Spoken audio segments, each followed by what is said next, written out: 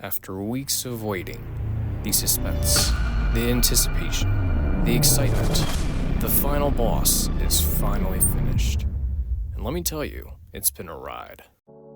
Hey everyone, and welcome to the 9th devlog for Neon Revolution, a 3D parkour platformer where you transform a world without color and lights into a disco celebration. Today I'm going to go over the final boss level that I just completed, along with giving an update on another video type that I've been working on also. Before I continue, I'm Caleb, the one-man team behind the studio and all the projects under it. Let's get right into the video.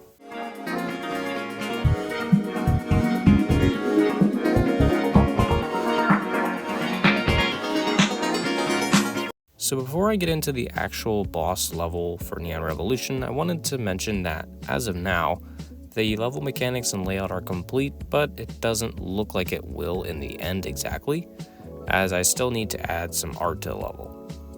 Also, this devlog may be a little difficult because I don't want to spoil any cool stuff from the final boss, as it's supposed to be a climatic ending to an awesome game. So first off, you may be wondering why the final boss took so long to finish. The short answer is that it is the final boss, the epic ending to any game.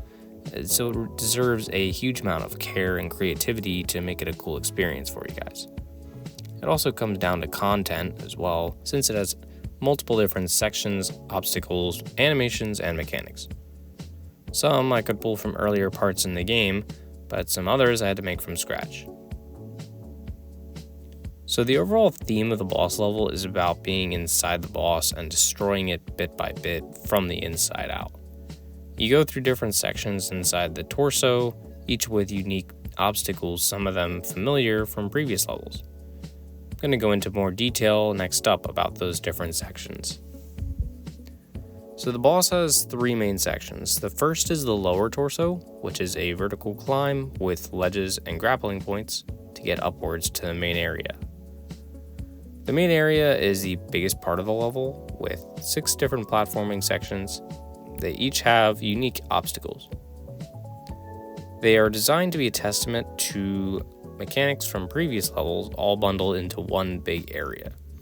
For example, jumping over lasers and avoiding gun turrets are from previous levels that are also showcased here.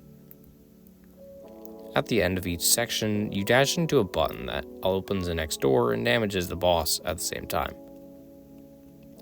After completing these sections comes the ending part, which is a secret.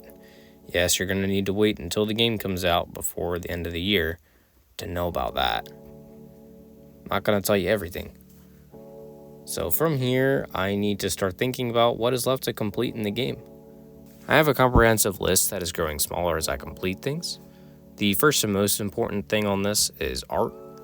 I have to update the art for levels 6 through 12 and the final boss all before the game releases. They're all good to go mechanics and layout wise, and in terms of obstacles as well, but I still have to do a bit of a reskin on everything to make it look coherent and cool. So this also includes adding quality of life items, such as directional arrows and item descriptions for obstacles. It also means that buildings and landscapes will be reskinned with new art so the game feels natural. From here comes the save system. I'm very relieved that I took the time to implement this previously. This took me hours and hours to work on because it is incredibly complicated with multiple different scripts and managers that each communicate with each other. All I have to do at this point is to add in new portals in the hub world for the new levels and add new data to the save system for each of them as well. Following the save system and art, I have to create or find new music for the levels that fits the game. On that note, I also have to add some new sound effects to animations and other collisions between objects to make the game feel more realistic. Another thing is probably camera shake as well, to go along with these and create a good haptic effect. So following the audio, I have to go through and finalize the lighting as well. This is called light baking in Unity, where each ray of light is calculated where it will hit and how many times. This is all saved into a file called a light map. Now, since it's all saved in this file and not calculated in real time, This makes the game load and run so much faster in the end product. This can take a little while to initially do on my end, but it's not a whole lot of work, thankfully. The last part of the actual process is the building stage, where I have to build the game in the game engine. This is where the actual file is created that I can distribute. Again, it's also very simple with this one as well, but it is very, very influential. And the very, very last step is finally releasing the game, getting it out there for the world to see in its full form, more than just the demo, which is already out. I am so excited for this step, but it is super nerve-wracking because I have to hope that there are no game-breaking bugs that I didn't find yet. On the bright side, I can make changes to the file and push updates after release for you guys, if you find any problems. The end is so close, but that doesn't mean I'm going to stop. In fact, I'm actually trying to do another type of video alongside my devlogs, where I answer some common game development questions with my personal advice and experience. These will be alongside my normal devlogs as well, so you don't need to worry about those going away. I have longer video describing this in the card at the top right if you want to watch that. Keep watching for these in the near future. One more thing before I wrap up here, I wanted to mention how my schedule's looking as of now. I've been really busy recently and had to push this devlog back a week. Sorry about that.